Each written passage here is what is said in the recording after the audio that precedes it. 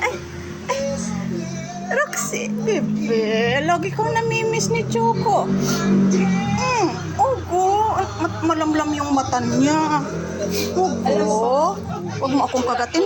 Bati tayo, ha?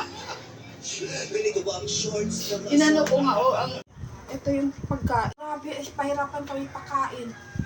Ay, ipo-force feed mo talaga yan. Dahil kung hindi... Inano niya talaga na nilalikaw niya, kinukutsara. Sa'yo kaya talaga kumain. Ito po, ay, ba may dextrose powder ka? Tamlay. Pero may gamot na siya. Pero pinapakonfine sa akin kung gusto ko daw talaga na kasi delikado ang lagay nito. Sabi ko, hindi ko kahit i-confine. Alam mo ba, kinumpute nila yung bill ko pala. Sa 5 days yan ha, kinumpute nila kasi 2.5 ang isang araw. Sabi sa'yo eh. Sabi, 16K.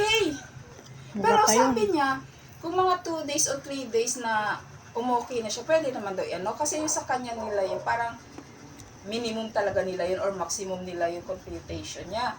Sabi ko, hindi ko kaya. Sabi niya, pwede, kung gusto mo eh. Hindi man daw kasi ang mahawaan mo daw si Roxy Bell. Oh. Pag pag halimbawa tumais si Hugo na nakain niya. Yun lang daw. Hindi man daw to airborne. Ang distempered ang airborne. May distemper ang bebe. Ay, anong sakit niya? Parbo? Canyon virus. Nay! Sabi ko, sa paano yan? Saan yan nakuha?